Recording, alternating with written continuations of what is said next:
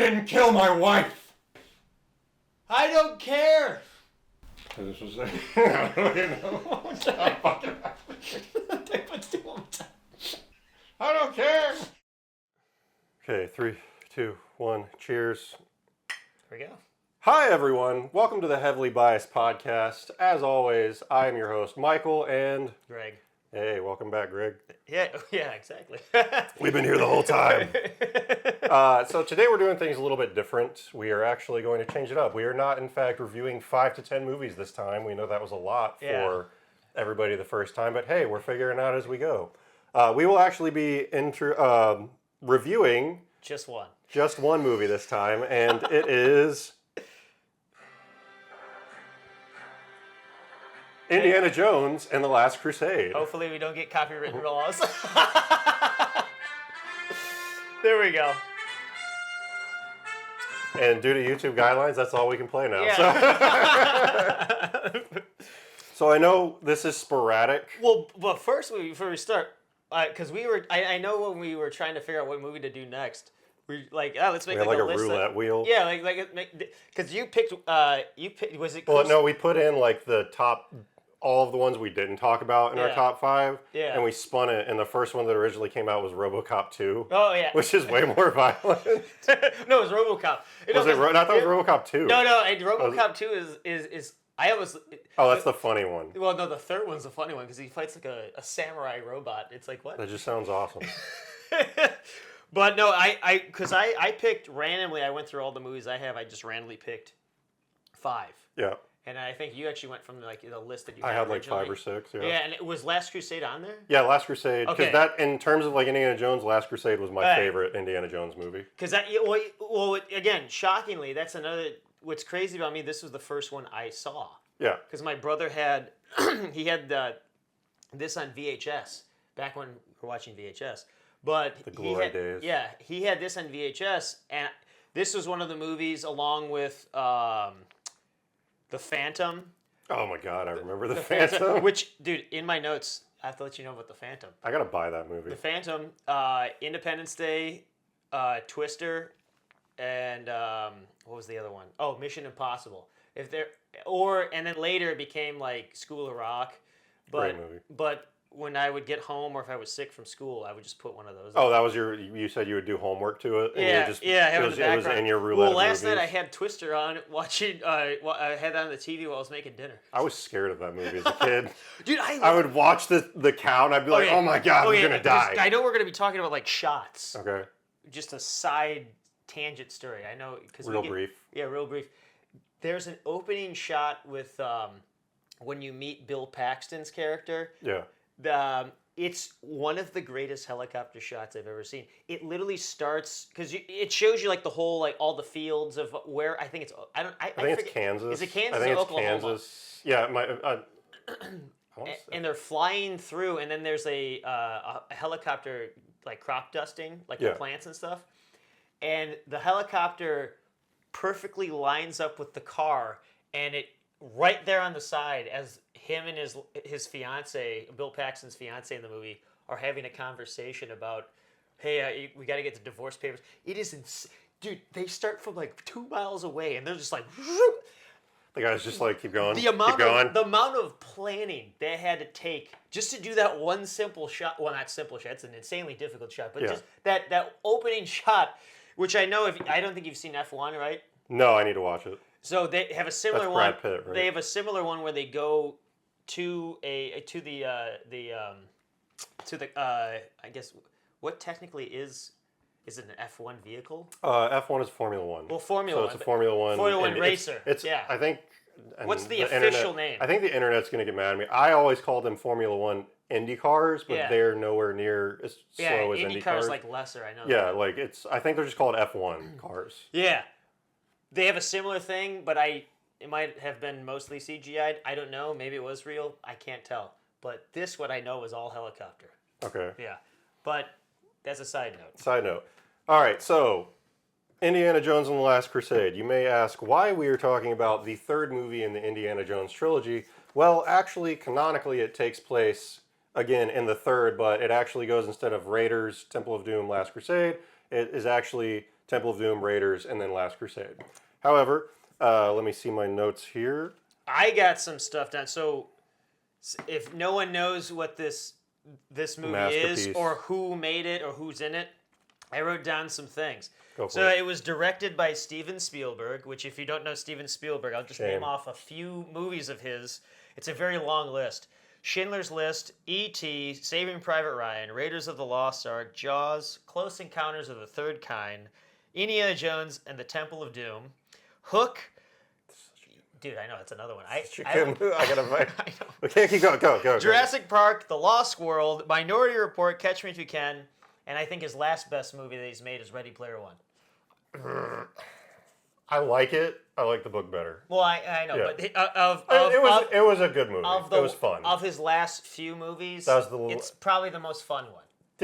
Was it Zemeckis that did the new Tom Hanks Robin Wright movie, or was that Steven Spielberg? That Room movie? Yeah, was that Zemeckis? That was Zemeckis. Okay, that was Zemeckis. And then, so I also wrote down this too. He has been nominated for 22 Oscars, 3 wins. He won 2 for producing and directing for Schindler's List, and he won 1 for Saving Private Ryan. And somehow Saving Private Ryan did not win Best Picture. The fuck? Yeah, I know. And then here's the funny thing I said that we were talking about the Phantom. So the screenwriter of this movie, it's Jeffrey. It's Boehm. I think it's Boehm. He wrote. He just kind of like had a bunch of good movies, and then he just kind of fell off the face of the planet. I shouldn't say that. Maybe when you're maybe good at he's still something, working. never do it for free. But did you ever see the Dead Zone, the movie with Christopher Walken? I only know the TV show. Oh, dude, you gotta see the movie. It's so great. It's a Stephen King book. He did Inner Space. You ever see Inner Space? No. Oh, the one with Martin Short and Dennis Quaid. It's a good movie where they shrink Dennis Quaid down into a microscopic human being and in like a little like spaceship, and he winds up in his ear. I vaguely remember that. It's based off. I mean, there's another movie, Fantastic Voyage, is the same thing. I've seen dude. That's a old. Nightmarish movie. if you go back and watch Fantastic Voyage, you're just like, what is happening right now? This is terrifying. But to continue with this dude's catalog, he wrote The Lost Boys. Classic. He was uncredited. He must have did like rewrites for Lethal Weapon. Okay. But he's uncredited on IMDb. But he wrote Lethal Weapon 2, which I argue might be the better movie. Okay. Of 1 and 2. Lethal Weapon 3, and then he also wrote The Phantom. Which is Phantom is one of those movies that's like that. What's it called? It's not Pulp Fiction. It's like a Pulp Fiction movie, kind of. Dude, the practical effects in that movie are amazing. I heard it's coming back. If it's with Billy Zane, I am all for it. And then here, this is the cinematographer. This is another. Is that the Menno Maez? No, it's not his regular guy. So this actually, the guy that shot this movie, I think it was his last movie because on IMDb. It was his Last Crusade. It might have been. But Douglas Slocum. That's his name. I didn't know. That's a name to have. I've never heard of that guy. But he shot Rollerball with James Caan in the 1970s. Yeah. The 75 one. Oh, not the new one. Not the 90s one. The one with James Caan is actually really good. Isn't it more violent? Oh, it's way more violent. Yeah. Yeah. He did Raiders of the Lost Ark. He shot the only James Bond movie that is not considered a James Bond movie, Never Say Never Again. I was gonna go with Octopussy, but no. But Never Say Never Again there's like this weird legal issue. It's basically just a remake of Thunderball. Which James Bond was Never Say Never Again? Sean Connery came back in the 80s. He's like 60 in the movie. He's my favorite James Bond. Who's also in the movie? Indiana Jones: Temple of Doom. Mm-hmm. The Lion in the Winter, which is a movie I think Anthony Hopkins won Best Actor for. I think it was like in the 60s. Okay. I saw it a long time ago. I believe it's there's like sons that are basically like fighting for the throne from is it like the medieval? father. Yeah, it's a medieval movie. Okay. It's a really good movie. And then he shot the original Italian Job. With Michael Caine. Yeah. With Michael Caine. And he got nominated for 3 Oscars, didn't win any. That's because he didn't have the accent. Michael Caine's the reason. And then we're gonna go actors. I'm not gonna go even more in depth. But so Harrison Ford, everyone knows. I hope we do. Star Wars, Legend. Air Force One, Fugitive. Witness. Small Soldiers. Literally just watching that movie. Wait, that's Tommy Lee Jones. Oh, no. Yeah, damn it. Tommy Lee Jones. Sean Connery, as we all know, is James Bond. I hope you know that. The Untouchables, Highlander, or some other ones. Yep. And he's many other ones. And then the female lead, I didn't when I found her name. It's Allison Doody. Dudley Do-Right's cousin? She's not in a ton. She's in actually one James Bond movie, A View to Kill, and Major League 2. Was she the femme fatale? I would not doubt if she was. It's been a while since I've seen the movie. Yeah. That's the one with Christopher Walken. Okay. I believe so, yeah, Christopher Walken. And then Delhome Elliott is Marcus. Yep. Literally, he's a recurring character. Trading Places, Room with a View are the only other ones that IMDb. He's not in a lot. And then Gimli himself. John Rhys Davies. Lord of the Rings and Indiana Jones. That's all he had to do. And then Julian Glover, that's Donovan, the businessman. Is that? He is Julian also Glover. In a James Bond movie, For Your Eyes Only. Okay. He's in the movie Troy with Brad Pitt. Empire Strikes Back, he plays a general. And that's all I wrote down. And I think he's a general in the Hoth base. Probably. I don't know. And then there's the late great River Phoenix, which I had no idea that was Joaquin Phoenix's brother. He looks nothing alike. No, they look nothing alike. He was in Stand By Me, My Own Private Idaho, Running Empty, and there's a random Harrison Ford movie he also was in called Mosquito Coast, directed by heard of it. Directed by Peter Weir, the guy that did Truman Show. Okay. And then lastly, we're gonna go with the Nazi. What is he, like a colonel? I forget. Was he a colonel? It doesn't matter. The Nazi soldier. The Nazi guy. He was the only things I got here. Vogel. He plays Vogel. Okay. Braveheart and Gangs of New York. Vogel wasn't in it long. Okay. So Indiana Jones, The Last Crusade essentially came out in, 1989, rated PG-13 at a runtime of 2 hours and 7 minutes. The movie actually takes place in 1938, so just before... This is good coffee, by the way. Thank you. Yeah. It takes place in 1938, so just before America enters World War II. We were familiar with the Nazis, but we were not in there yet, if I'm not mistaken, because we didn't enter until 1941, if I'm not mistaken. 41. Yeah. So the movie takes place very weirdly, because like I said, this is the third movie in the series. However, the way it's introduced... it feels like it's the first movie. Yeah, because you go back in time as young Indiana Jones. So it jumps back to I think it's like 1912 is what it said. Something like that. It's like 1912, and it's Indiana Jones is like a 14, 15-year-old kid. Yeah, and he's like a Boy Scout thing. Yeah, he's on like Troops of America, and back in those days, you could just go out in the canyons and do whatever you want. Yeah, they didn't care. But yeah, there's deadly rattlesnakes everywhere. Yeah, he ends up like they go through this whole pseudo like coming to be story where the movie sets up. Let me preface it. Okay. So the movie starts in 1912 with a little introductory story. Young Indiana Jones, you are essentially set up with his entire kind of like origin, like what got him into it. He comes across these grave robbers. He sees that they found this artifact called the Cross of Coronado. Immediately he knows what it is because backstory, as this whole introduction goes on, you find out that his father is a historian who is a classic medieval Christian literature historian to that degree, and that Jones has been raised that way as well.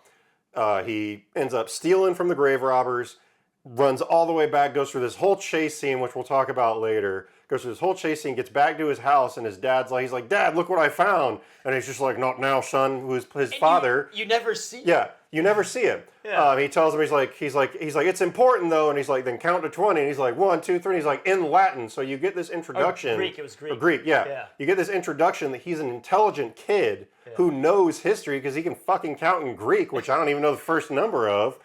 Marcus knows. And then he gets into the point where one of his scout troops got the police because he told him to go get the police.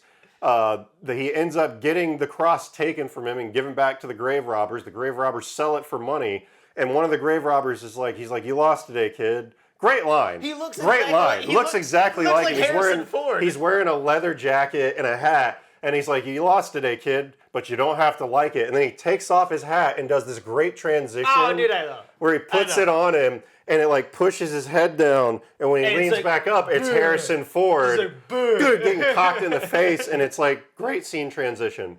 But you get through that introductory shot, Indy's drive. Yeah. In none of the other movies does it like show you what led him to want to do what he does. It's been a little while since I've seen, maybe like 3-4 years since I've seen Raiders of the Lost Ark. Is there an opening sequence, or is he in Raiders? Yeah. No, in Raiders it just starts off with the No, he is. Because all the girls are flirting with him. Yeah, she's like, I love you. And he's just like, I forget how I have to rewatch the first one. I forget how it begins, but I don't remember it. It starts with the Columbia Pictures, the mountain, which became Paramount Mountain, and it fades into the actual mountain. Oh, you're talking about the first one. Raiders. Raiders. And then just like this one. Yeah, but then it immediately throws you into the adventure. He's in the cave. He gets the idol. Oh, yeah. Dr. Octopus betrays him. Yeah, Alfred Molina. Randomly in the movie. Yeah, he's just for like 5 minutes. Yeah. But back to Indiana Jones is like, after we get that setup, it's weird because, like I said, this is the third movie in the series, but it sets it up, his drive and everything, like it's the first. Like you're being introduced to this character.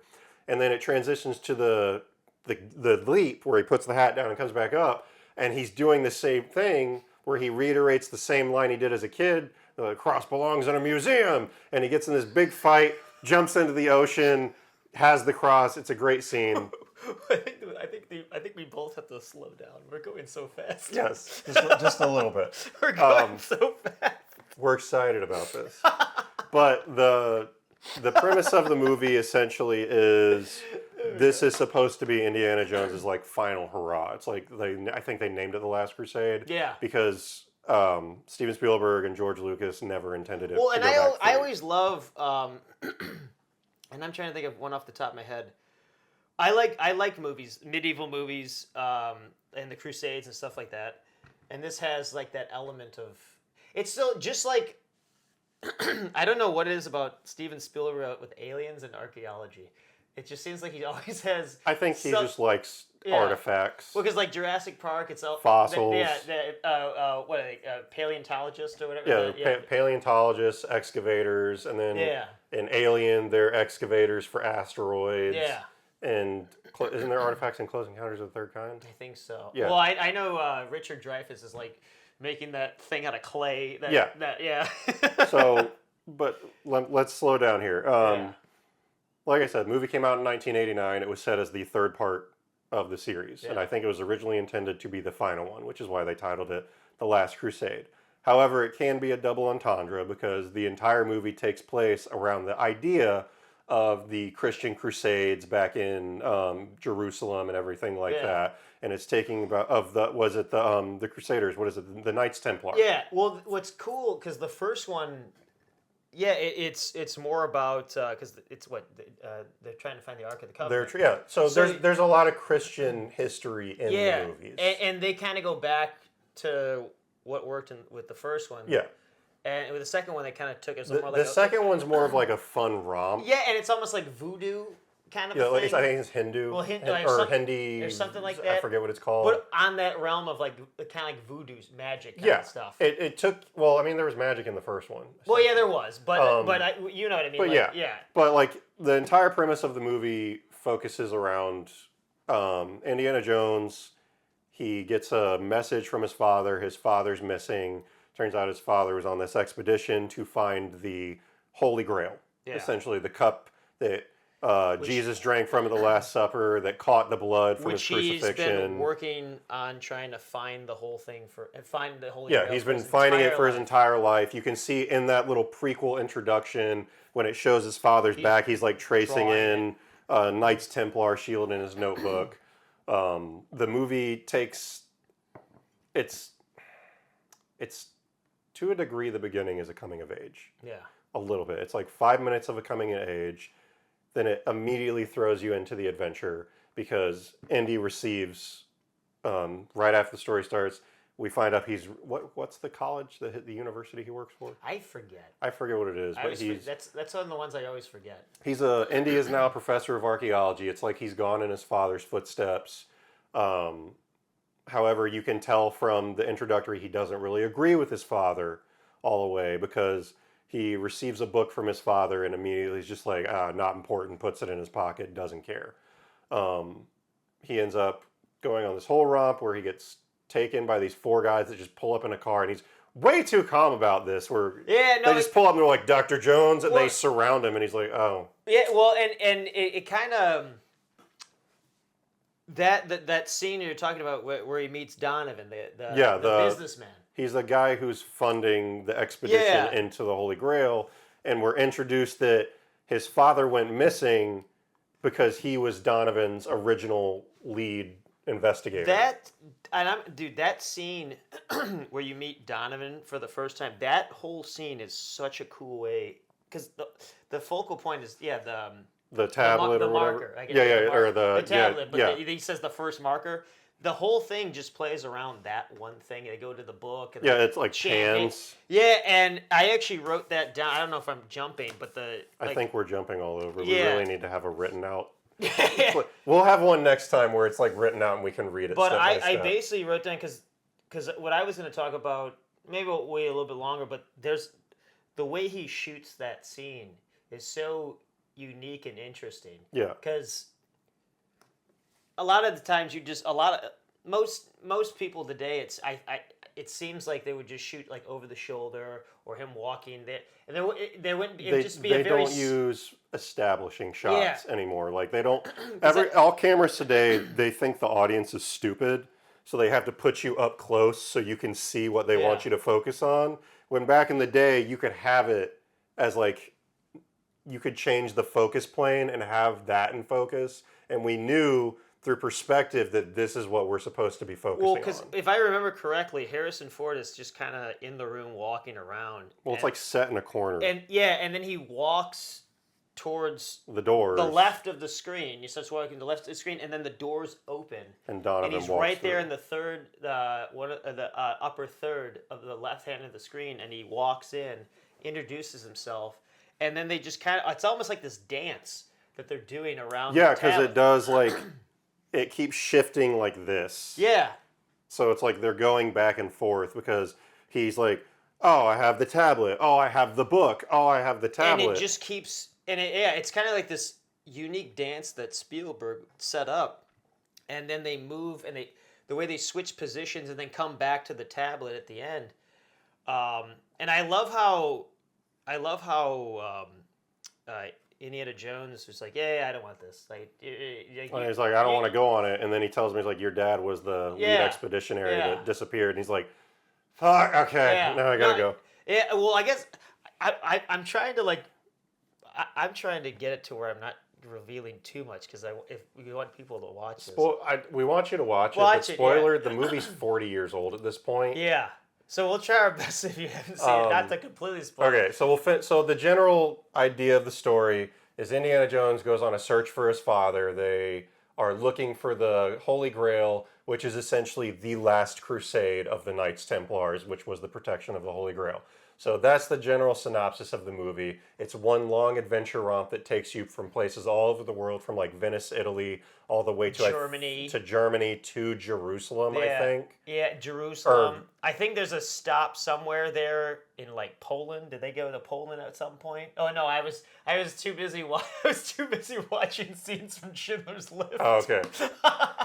Fun fact, I told you that Steven Spielberg, upon getting his degree finally after like 20 years of film directing, and was it University of California? Long Beach? Is it Long Beach? It was the film school in California that's USC? really big.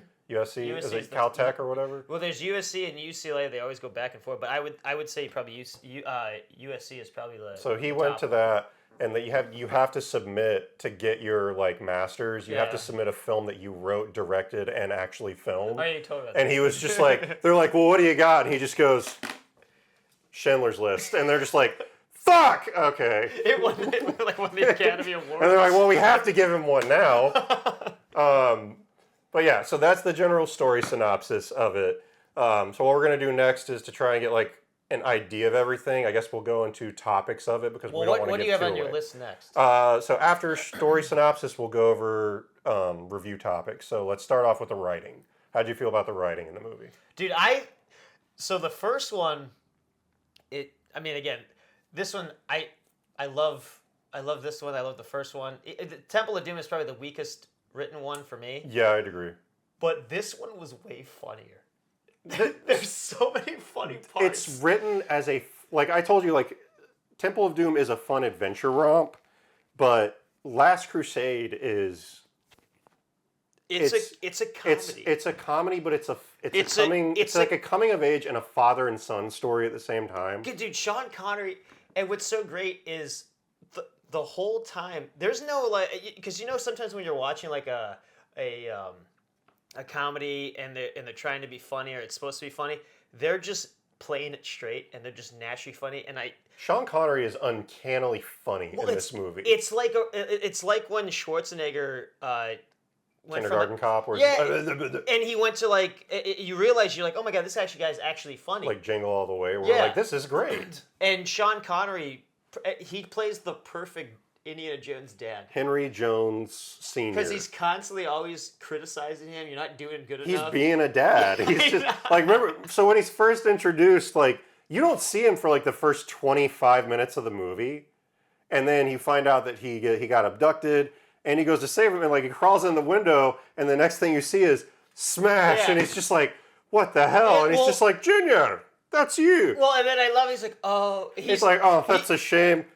Yeah, he wasn't concerned about hurting his son. He's just like, I didn't mean to hit you over the head. I broke an 800-year-old vase. And he's like, oh, it's a fake. We're good. He's like, oh, it's a fake. And he's like, oh, thanks for worrying about me, Dad. But what's great is they start out, again, you never actually see him, which is probably like a double. Sean Connery probably wasn't on set. Yeah, I don't think it was about, they just like, shit, we can't get him today. But it starts out that you can tell right off the bat that his dad is very demanding of him. Like, he wants him to be... He wants him to be a scholar and educated. Everything, and you can tell Indiana Jones. He wants to go on adventures. He wants to be a doctor, but like not where you're behind books all day, but where you're out there doing stuff. So that's why he went to archaeology. Almost like run before you walk kind of a thing. Yeah. Like you need the foundation first. Not they saying like go on adventures, but you need the foundation. Like who again we were talking who knows ancient Greek? Indiana Jones. Nobody. Well, and Marcus. And Marcus. Marcus knows 12 different languages. Does anyone speak English? Dude, Marcus he was the comedic relief of the whole movie. What is it? He gets on the tank and the guy just hits him in the head and he falls off and they're like, "Where's Marcus?" Yeah, then Sean Connery's like, "Yeah, where's Marcus?" And then he's like on the ground, just like his feet up in the air. And, but he was the comedic relief of the movie. But like writing wise, I think. The story is very simple. It's extremely simple. Spielberg's really good at writing stories where he knows how to hit points and he doesn't overcomplicate it. Like nowhere in this movie were you disconnected at all. Well, I think, and this is for me. Sometimes I think when you're watching movies today, I think they overcomplicate things. Yeah. This movie, he keeps it very simple. Yeah, it's literally just an action adventure. A 10-year-old kid can watch this movie and be like, "This is fun." What are we doing? 80-year-old guy. Well, it's almost for everyone. So like you have the Sean Connery, Indiana Jones relationship. For the adults. The 60-plus-year-old guy could be like, oh yeah, like almost like seeing like his own son. Punch that Nazi, yeah. You could see like their own son and vice versa. And then as a kid, there's all these action sequences and everything like that. I think that's why I fell in love with this one. Again, it's the first one I saw. It's my favorite of the trilogy. And it's just so fun. I also love the artwork. The artwork is great. Yeah. I have the actual ones from all three. Yeah. They're all fantastic artworks. But this is like it's like Back to the Future. It's a movie anyone could watch. You can watch it, and at no point in time do you feel like you missed something. And it's not just drenched with just nonsense that doesn't need to be in there. It goes from point A, point B, C. It literally just follows a beautifully you could jump straightforward story. Yeah, you could jump in 10 minutes, 20 minutes in, and still get the gist of what we're doing. Yeah. Like you wouldn't be caught off guard. And that's why sometimes I wonder with today's screenwriting, they don't try to explain anything in the movie either. You're following along. Yeah, with you don't feel like they're doing the show don't tell. Yeah. And the information that they are telling you is information in such micro doses that you don't feel like you're just explaining this entire plot to them like modern movies. You feel like you're getting the information you need to organically continue the plot. Well, and then when there's things like they're talking about Knights Templar or whatever, anything like that, where there's specific pieces of history or information, they'll give you a little bit of backstory, and then you believe it because Indiana Jones is a scholar. Because he's the one talking, like him or Marcus are talking about it because they're archaeologists and professors. Like, you'd be like, oh yeah, thank you for telling me. Yeah. And well, just side note, I just thought of it. Remember the scene where Harrison Ford's like trying to smash through the top in the library, and the librarian's just like, shoo! The guy's like stamping the librarian's like stamping the books, and he waits for him to smash it every time he hits the stamp. But there's no one else. Like, there's nobody else in the entire library that's like, what's happening? What's this noise? Well, they said it. They explained that because they're like, library's closing in 10 minutes. Yeah. She comes in and she's like, true, yeah. I'm going to close in 10 minutes. Let me go see if I can get extended time. Yeah. So he thought of that to a degree. Just that, yeah. Well, even speaking about that, we'll have a little bit of a blooper there too. We'll talk about the bloopers at the end. So like outside of writing, like I think it's very simplistic writing, or not outside of writing. I think it's very simplistic writing, but it's writing that works. It gets you from point A to point B, like you're saying. You don't feel strained at any point watching the movie. You're enjoying it the entire time. And you're allowed to just, because sometimes when you're watching a movie, and I don't know about you, sometimes like even movies today where you're watching a movie, it seems like you're like, okay, the scene's dragging on, just get to the next point, please. Scene. This one, it never ever gets to that point. And when I guess if it would just start to, it cuts to the next thing. Before that even happens. Nothing overstays its welcome. Yeah. Everything's filmed perfectly to the degree where you're like I said, everything feels organic. You go to the next step organically. Yeah. Well, I mean, is it a perfect movie? No. In any sense, no, it's not. not. It's not perfectly written. It's not a perfectly written movie, but for what it is, it works.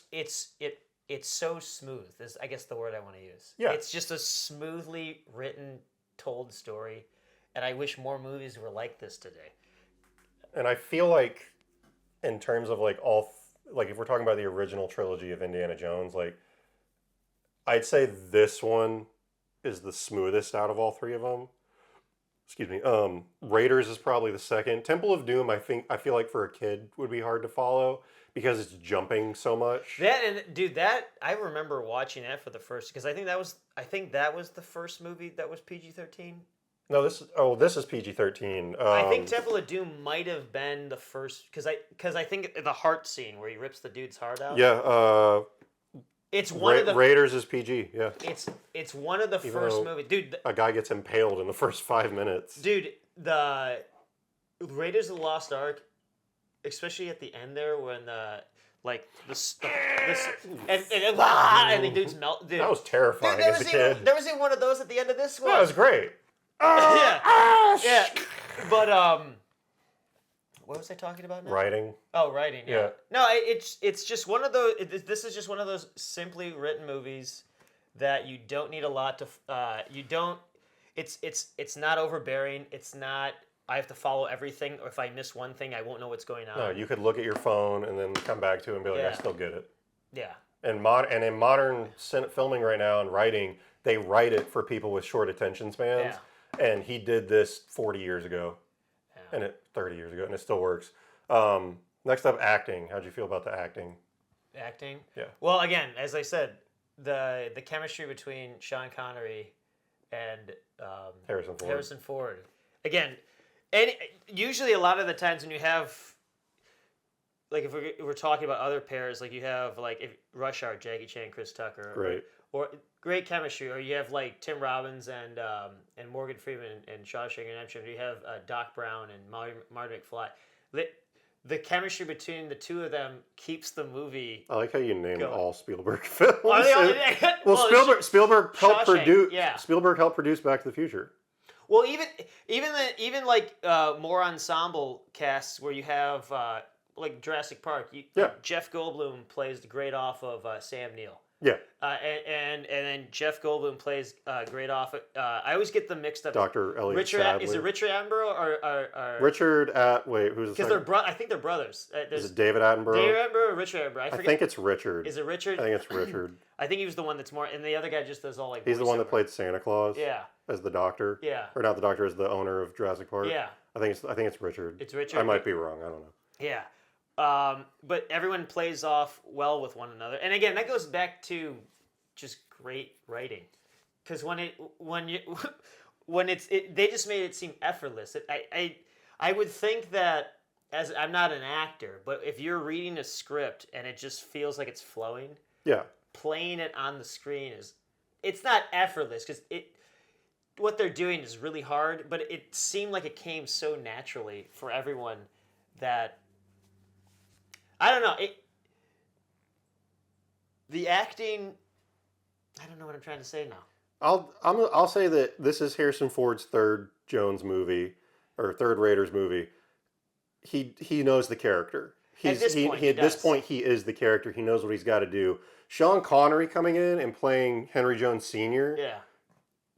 Perfect. Like, he plays the weird book smart father who kind of goes on adventures, but like is this well-respected doctorate. Well, and he kind of subverts you, because you always view Sean Connery like James Bond or like in Untouchables. He's always the tough guy, or he's always like the macho guy. He's always the one, I know what's going on in the room. Do you want to know a fun fact about him? Yeah. He was originally up for the position of Morpheus. Was he really? Yeah. I don't know if it was him or... He didn't want to do it. He said it was too complicated. It was either him or Burt Reynolds.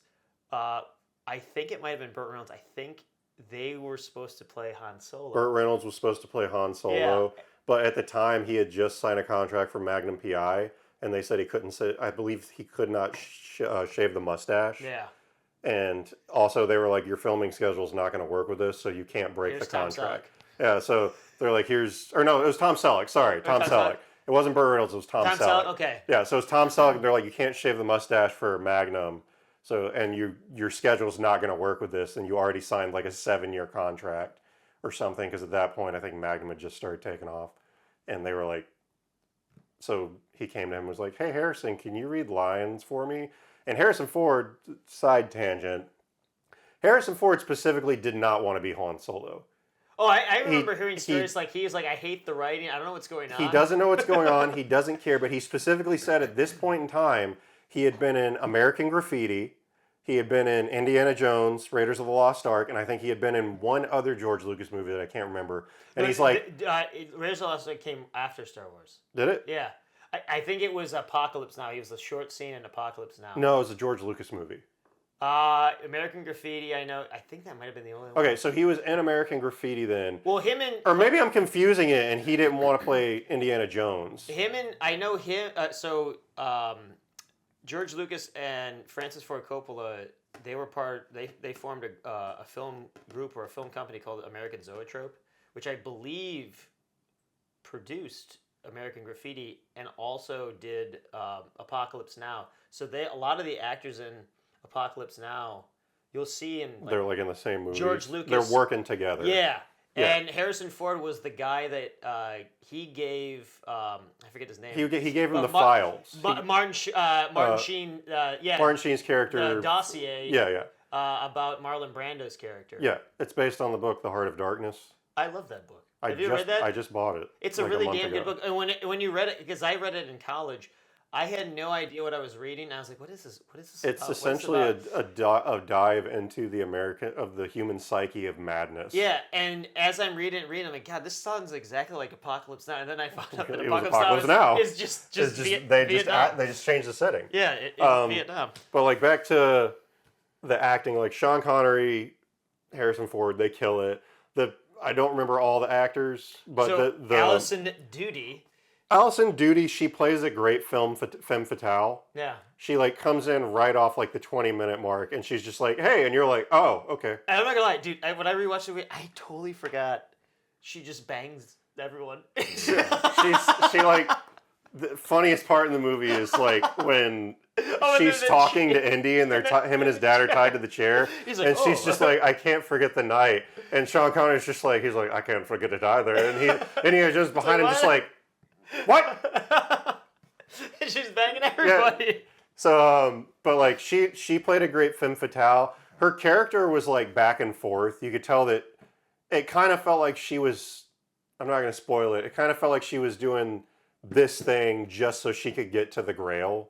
Yeah, I would agree too, because at no point in time was she like 100% with them. And the moment I thought that too, I remember when I first watched it, she's not really about. She's more about the science and the discovery. She's a scholar. Yeah, is when they went to the Nazi rally, and instead of fucking crazy, instead of saying something, he just, I want the diary, and she's like, that's all you want, and it's like, yeah, and he's got her hand on her throat, and instead of saying something, she lets him walk. Yeah, and I'm like, oh, she's actually more about the science. I mean, the discovery, and the science rather than being part of the Nazi party. She plays a great femme fatale. She has chemistry with Harrison Ford and and Sean Connery. She has chemistry with Donovan. Yeah, Donovan's actor, and she works for the movie. What'd you think about her accent? Traditional American trying to do German. Was she German? She was German, yeah. Probably. I'm saying, was she like naturally Schneider, German? Yeah, I believe she was, yeah. Because I mean, she had a good German accent. I took German in high school for my whatchamacallit, my language I had to take. Did she sound okay to you? And well, no, my when I took German, my German teacher said that Germany. For a while now, German students learn English and German.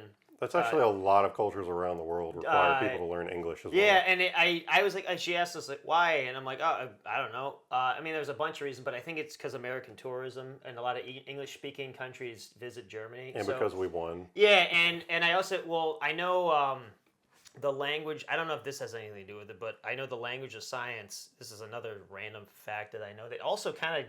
I guess goes with this. Did you know that the English language is the language of science? Why? Do you know why? Like it's the language people use describing science? They used it back like in the Renaissance times because... like Saxon, like Anglo-Saxon language. A lot of them were getting like excommunicated and like thrown out of the country or what. Yeah. So everyone spoke Latin. That was like considered the high language. Like, oh, we speak Latin. We're better than you. We're better than you. And so the science is like, oh, they think English is a dirty language. So instead of they were writing it in like secret code. Secret code, kind of like the Knights Templar. Yeah. But that's why they used that. That's why English is the language of science, is because that was the way to hide themselves from being caught by high up officials. They wouldn't look at it because they're like, this is a trash language. Yeah, and so they would put flyers out in English and all this stuff to, hey, we're all going to be meeting here, and that's why. I don't know if that has anything to do with Germans learning English, but I know why English became. I think at the time in the movie popular. It was so they could spy on us. Yeah, but I don't know who told me that. I forget. I gotta remember who told me that, but somebody told me that. But she plays a great femme fatale. Donovan plays a great. He's not even essentially a villain. Until the end. I don't even. So the only real villain I actually think is the Vogel. Nazis. The Vogel the Nazi. That's really and Hitler because he's in there. He makes a random appearance. But I don't think anyone really is a villain because Donovan, I don't want to say what. Well, he's the he wants the Grail. He has his drive. His drive is the Grail. And same thing with everyone else. I mean, everyone wants the Grail, but I actually do think. I mean, Vogel could care less. I think he's just getting. Vogel was doing it because fun fact, you learn this kind of in Raiders of the Lost Ark. Side tangent again. The Nazi Party, Hitler was actually a part of this thing called the Thule Society. It wasn't like the occult? It was essentially an occult society, and he had them going all over the world because he was trying anything he could do to get himself ahead in the war. So anything that was like a religious artifact and thing, that's why they were robbing museums and stuff in World War II, because he wanted all the religious artifacts. My audio's going to be like shit. That's okay. So like Vogel just wants it for Hitler, for the war, because he thinks it'll move the Nazi party. His main, I know his whole main thing wasn't like the Spear of Destiny was like the big one that he wanted to find. Yeah, that's actually a plot in Hellboy. Yeah. He wanted the Spear of Longinus, which is the spear that is said to have pierced the side of Christ. Yeah. He who holds it becomes invincible because it like amplifies your power. It's also in Constantine. It's the spear in Constantine that they use. But the Holy Grail is the cup that Jesus drank from in the Last Supper, and then it was the cup that they used to catch his blood when they pierced him during his crucifixion. So the legend of the Holy Grail is that he who drinks from the Holy Grail gains eternal life. Yeah. Because it caught the blood of Christ. Christ is eternal. So if you drink from it, you gain eternal life. So that's the main drive for everybody to try and find the Grail. And it's actually a real like myth and legend in the Catholic and Christian church. Like they think it's somewhere out there. The Knights Templar supposedly found it, and they have kept it secret for 1,000 years at this point. We need to ask Dan Brown. There we go. We gotta call Dan Brown. Call Dan Brown. What's the secret, Dan? He knows with the what was the Da Vinci Code? The Da Vinci. Great. I enjoyed the movies. I did too. Yeah. What was he trying to find to get a Da Vinci Code? The blood of Jesus. Or he was trying to find the Covenant. Not the no, Covenant. It wasn't the Ark of the Covenant. The first Da Vinci Code is the essentially Jesus has a living relative. Well. Yeah, but what was what officially were they trying to find? Like, what was I forget the word. It was like an Italian word they used it for, or a Latin word they used for it. I don't remember. I read the book too. I don't know. I never read the book. I just watched the Tom Hanks movie. And then John Rhys Davies on acting. He's Sala. Him and Marcus are like the best comedic acts in the entire movie. It's so strange seeing him as Gimli, as a short little dude, and he's 7. He's like 6'5", 6'8" feet tall. He's the biggest dude in the movie, and again, I love how him and Marcus go on this little like pseudo mini adventure for 5 minutes. Yeah. Well, that's another thing too. That one scene where the German guy comes up, he's like, "Oh yeah, we're carrying your bags," and he's like, "We need to get away." Mr. Bloody. And then they're like, the second the Germans hear him say something about the Grail, they go, "Papers, please," and he's like, "Oh yeah, the paper, the paper, run." What? And he's like, "Oh, I just finished reading it. Run!" Punches him in the face, and they run off. Like they worked well together. But John Rhys Davies is in it for maybe like 15 minutes total. He's in Raiders of the Lost Ark. He's in it longer with Raiders. Yeah. Yeah. I do that scene though with the dates. Remember that one? Yeah, the monkey. And it's like bad dates. That's such a great scene in that Watch movie. all the Indiana Jones movies if you can. If you haven't, the first 3. The crazy people that haven't seen it yet. And that's what this podcast is for: is to recommend movies that people haven't seen. So make if you can. The original 3 Indiana Jones 1980s trilogy of Raiders of the Lost Ark, Temple of Doom, and The Last Crusade are fantastic. You're not missing a ton with Temple of Doom. Crystal Skull. Crystal Skull was a worthy effort. It's okay. But it was Lucas doing what he did with when he went from Star Wars with using regular props. He had developed industrial lights and magic at that point in time, so he wanted to use all the technology that they're known for developing. Yeah. But the problem is it doesn't really work with Indiana Jones. Practical effects make everything better for that movie. I thought the idea, because around that time was around, it was either right before or right after. I think it was right before. Dude, one of my favorite shows growing up was the first season of Ancient Aliens. Actually, is amazing. Yeah.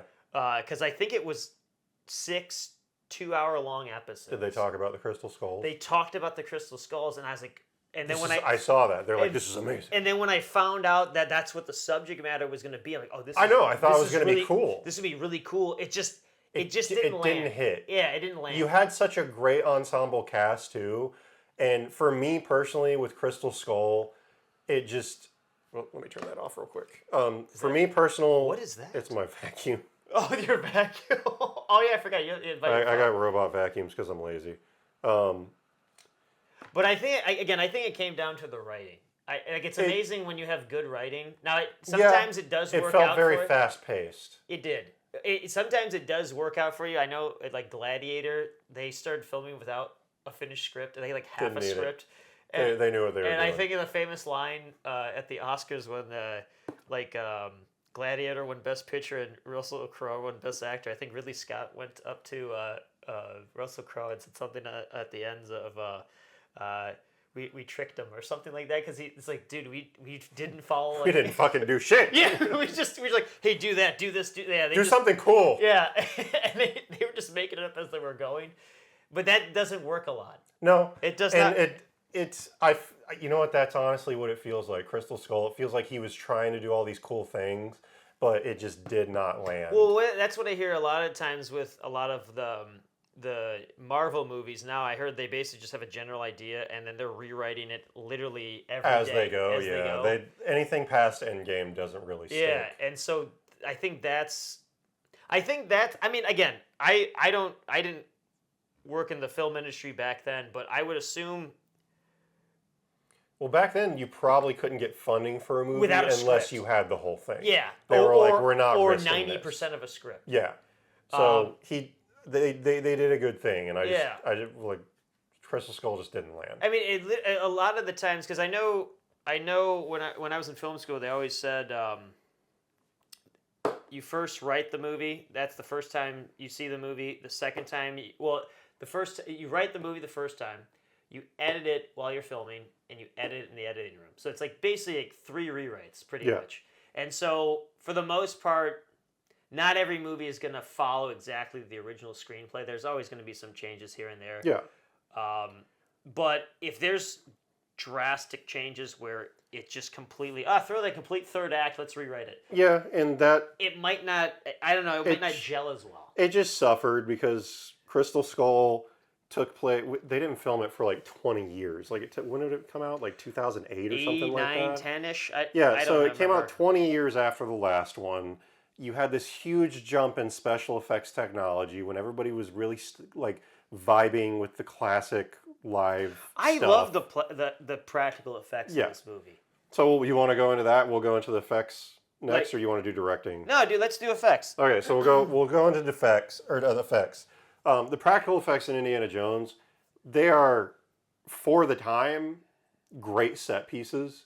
Like, Spielberg and George Lucas mesh really well together when they design set pieces. Like, everything feels great. The German castle feels great. The college feels organic. Dude, even the where they have the boat chase scene, the giant propeller. Why is that halfway out of the water? I don't know. I know. That'll be in the bloopers. But like, I was just like, why? It's supposed to be under the water. That was back when they filmed on location, so they were actually in probably Venice. I actually looked this up. So the locations they actually said they were in, they actually were there. So they were in Venice, in Germany, at least what I looked up on IMDb. Yeah. Yeah. Okay. So and that's another thing too. Now it just seems like they just throw actors in front of a green screen. And it doesn't work. And that's another thing too, because we got to talk about like the lighting and all that stuff, because that's got to be in. We're talking about that later, but the everything is lit so flat now, and it's so dark. And it's because there's a green screen. They light everything from above. They don't need to. Everything's strictly down. Whereas Indiana Jones, like, take for example in Last Crusade when they're in the German castle, when he's getting his dad, like, you can see where the light is coming from the camera, or from like what's it called, a sconce or something, or the like a candle holder sconce. Like a castle camera. You can see where the light's casting, so there's shadow everywhere. And there's light. I know Spielberg is like really famous for this. He always has like almost like an overblown backlight to kind of like I don't know. It kind of almost has this like cool effect, almost like it like. It's hard to explain. I can't. Do you know what I'm talking about? Where there's this like really blaring backlight, where it just kind of blows out the back, but it just kind of makes it almost look fuzzy. Like no, it kind of lights it a certain way where it feels real, but it doesn't feel real. It almost, I have to actually physically show you. We might edit in film sequences to come right here during. I don't know what words I want to use, but it almost makes it more cinematic, I guess. It feels more like a film. It feels like you're watching a film. Okay. Yeah. Where nowadays it just seems like they light things from the front and from above with like LED lights or something like that, and it just sometimes it feels flat. And I actually think actors in general, when they're actually at a location, they actually can get more into character. Because we were talking about with Lord of the Rings, about Ian McKellen on The Hobbit, he was crying. He hated it. Because he was like in tears because he didn't know where he was supposed to look, this, that. There was no person to talk to, at least. Yeah. In Lord of the Rings, they were actually filming on location. Sets. Now, there were green screens. There were, but they were still actors there. It wasn't just one guy. And it's sort of, I don't know. This movie, when I was watching it, I went on like a little tangent. Again, I watched other Spielberg movies just to kind of get some ideas for other scenes shot and things like that. But when I rewatched this movie last week in preparing for this episode, I almost anything shot now, especially on Netflix, looks like garbage. Oh, I hate Netflix movies. It looks like it looks like garbage to me. Just looks it looks generic. It's so generic. Everything looks generic. Whereas like I don't want to say that because again, like there's some good ones. I don't want to say it looks like garbage because a lot of people work on it. I shouldn't use that word. Okay, fair. But it just it looks like they took the easy way out. It looks like you're watching a piece of history. Yeah. When you're watching this movie, the colors are so vibrant, the light is so rich, and again, there's not. It plays into the scene.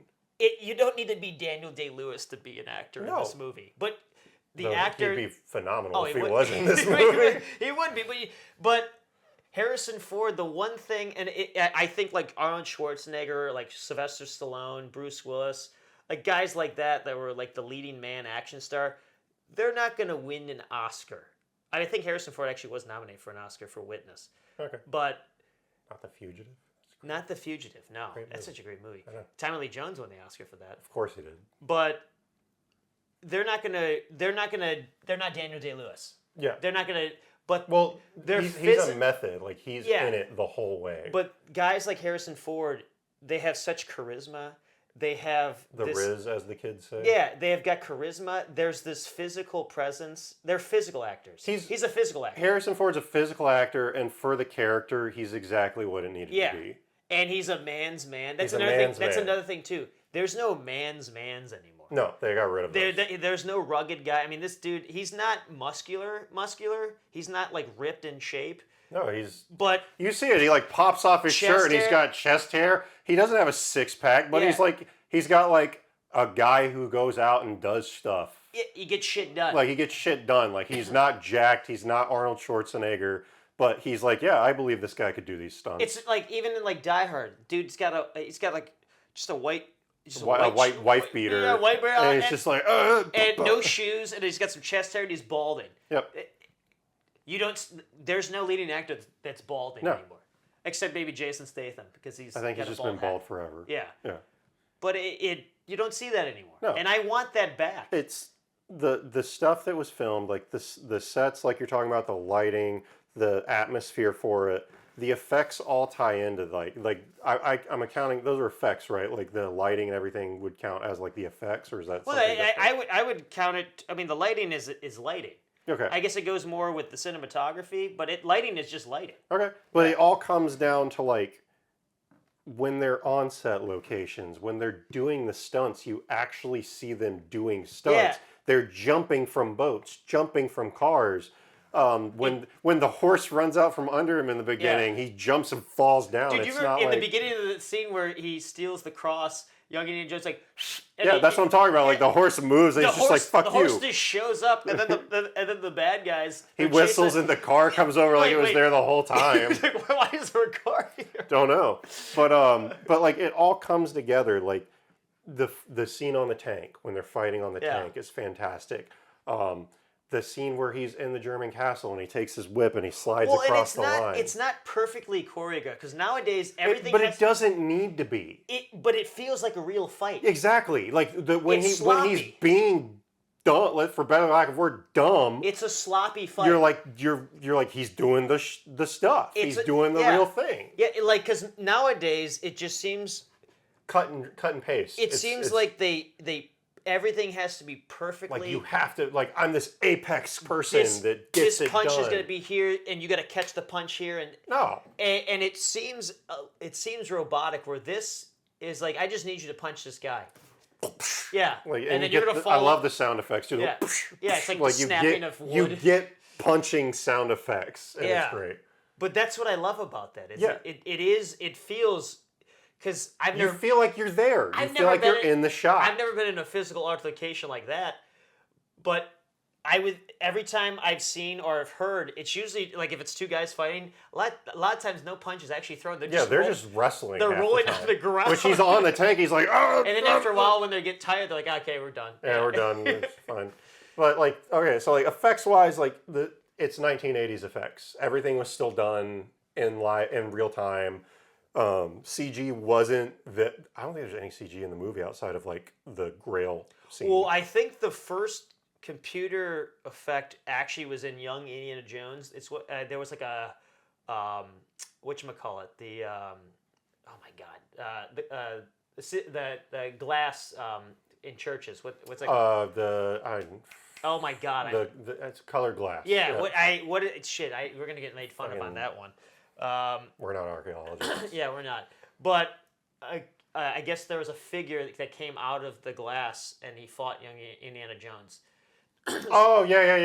I remember that. I guess that was technically the first CGI'd computer-generated image on a screen. Another great computer-generated image in the '80s. Did you ever see The Abyss? No, you told me to watch it. Dude, there's some pretty badass ones in there. But that also has practical effects with CGI, blending them together. But yet you know how to make it work. Yeah. And that's why these movies work, is because Spielberg and Lucas at the time are probably the two most dominant directors in Hollywood. Well, one guy has I think didn't George Lucas, after Star Wars, didn't he just kind of get into the tech world? Yeah, that's what I'm saying. He created Industrial Lights and Magic. Yeah. And that's why I'm saying Crystal Skull wasn't as good, because he pushed all of the tech that he developed. We wouldn't have modern technology. We wouldn't have those domes, all those screens, and where you can just cast shit on it later.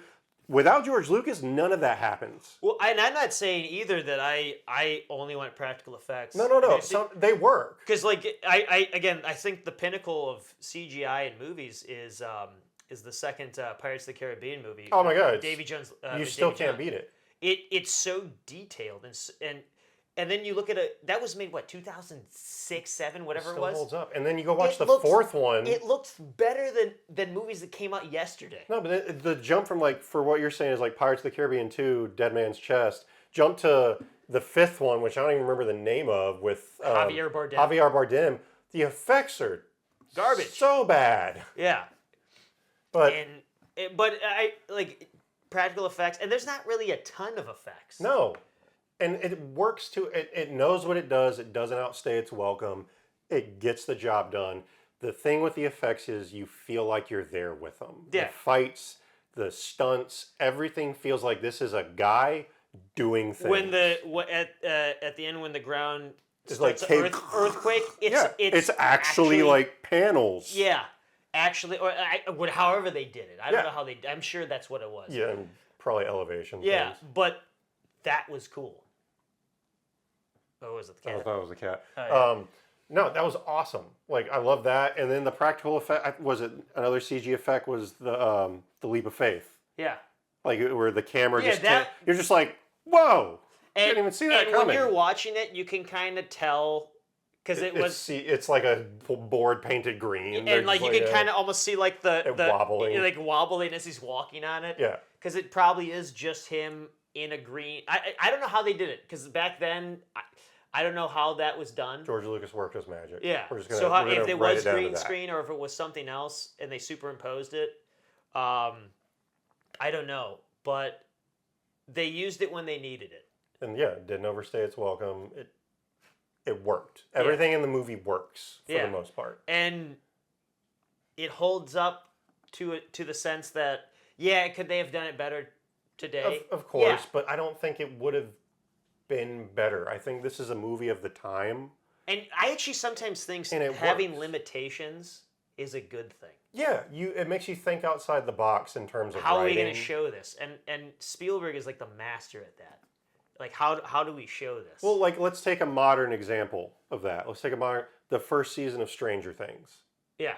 For the most part, outside of a couple scenes, it's pretty damn good. It's pretty good practical effects. You don't even see the Demogorgon and all those scary things and like CG things until like the very end. Like, they'll drip feed it into some of the episodes, so you have like a little stunt or a little cause and effect thing go on. For the most part, all the big stuff happens at the end, and it's practical effects up until that point. Yeah, and it's phenomenal. I also think the human brain, when it comes to, you can tell when CG's bad, and when something's real, your brain isn't. Oh, that's fake. Your brain accepts that it. I mean, obviously, it's probably not real, but your brain is more accepting of it being real when you're watching it. Because you're like, this is actually happening. You can see the tank treads rolling, and he falls on them and like slides to the left. Or like at the end of the scene where the dude's aging. Yeah. I don't want to say who because it was great. Yeah, it's someone put makeup on and it was like layer on layer. Yeah, on layer. Yeah, and each time they cut, he slightly changed a little bit more. Or like, dude, one of the best ones. You ever see The Howling, the horror movie? No. Dude, it was a werewolf change. Just the freaking. Is that the one where he's like ripping the flesh off? Yeah, dude, and like his fingers are growing. Even American Werewolf in London, another great one. Like, I just love stuff like that. Yeah. Or thriller. Yeah. But for the most part, the effects in Indiana Jones are practical. They work. Yeah. And at no point in time do you believe like, for better lack of word, you don't just go, this is bullshit. Yeah. No, you're like, oh. I mean, there's probably that person in there that's going to be. There's the cynic that's in there going, that ain't going to fucking happen. But for the most part, you're watching it going, ha, that's cool. Yeah. You don't feel like it. And, dude, even in the beginning, those wide, just like in Lord of the Rings, those wide shots, like when they're in New Zealand and they're in the mountains. They're in the canyon. And it's a wide shot. And you see everything. Yeah. And that's another thing I love about this movie is Spielberg is great at just bringing you into the world. Yep. I love that. Or even like in Jurassic Park. Everything's tied in. In that opening scene with the raptor, like, shoot, ha! That whole thing. It just immediately brings you into the world, and that's another aspect of movies I miss. Because sometimes when you're watching a movie, there's just simple little things. Even in Back to the Future, just little things. Him growing up in the valley on a skateboard, stuff like little things that bring you into Marty McFly's world. Yeah.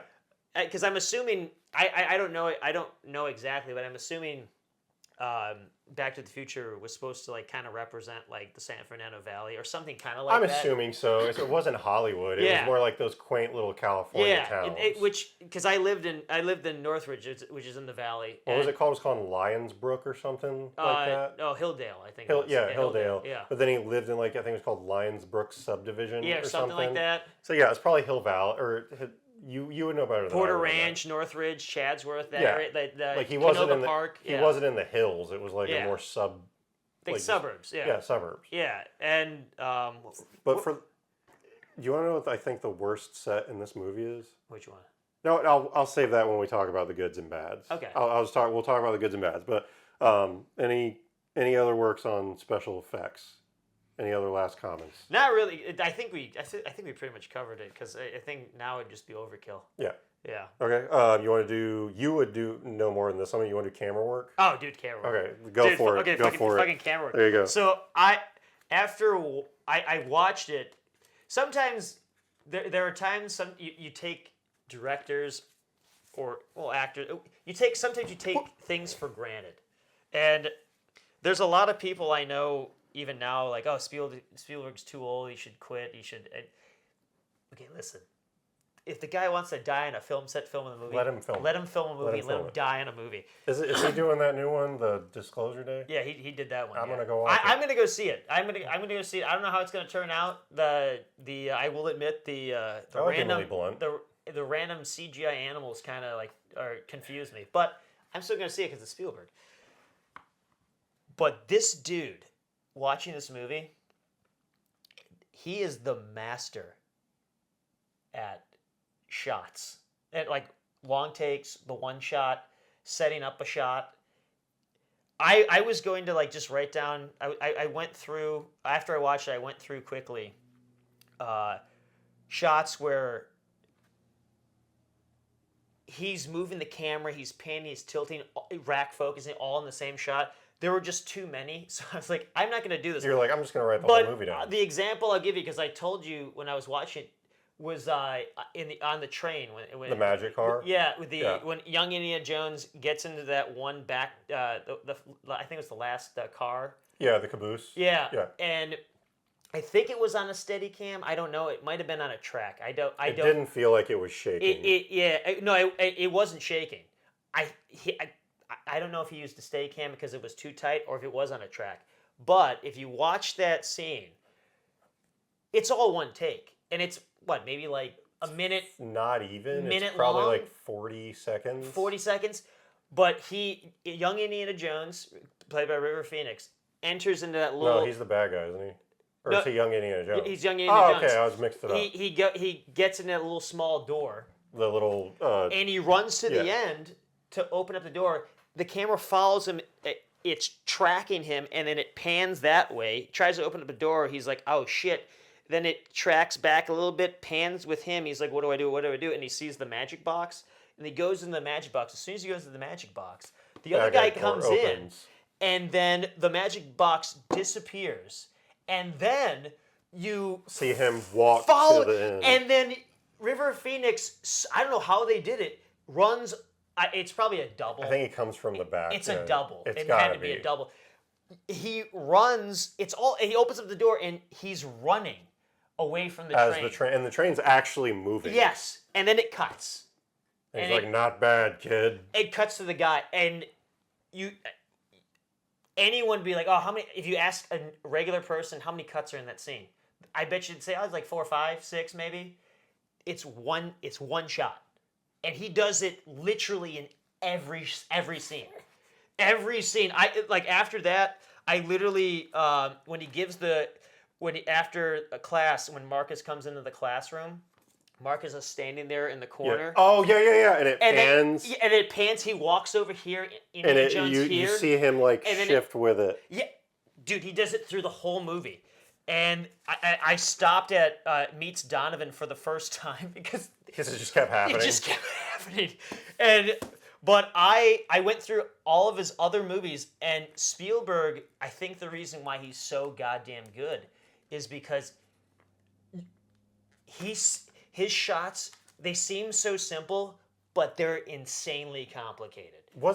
Now that you got me thinking of it, he does the same thing in the German Castle when Sean Connery throws the vase. Yes. It cuts, and you see the vase hit, and then it pans back up to them. Yeah. You see the whole scene. Well, do you remember the scene when he finds the X? Yeah. So he sees. Oh, yeah.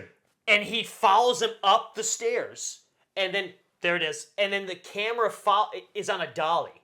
It has to be on a dolly. Yeah. And it's overlooking him. It's one shot. Yeah. And it's probably, it may feel like 20 seconds. 30 seconds. It might be like 15 to 20. I don't know how long. But the complexity of having all this movement the actor does, to have him go plus 2 side actors on the back. To move it back to expose stairs. Have him go upstairs, follow up the stairs, and then not over the shoulder, but he's over his shoulder, and you look down, there's the X. That is insanely complicated. So what you're saying is Spielberg uses not only the camera, but he uses the entire set. He uses movement so well. It gets everything. Maybe as good as anyone. And when you actually stop and look at it, you're like, holy shit, this guy nobody's doing this. But then again, but that's why his movies are so good. But then I watched.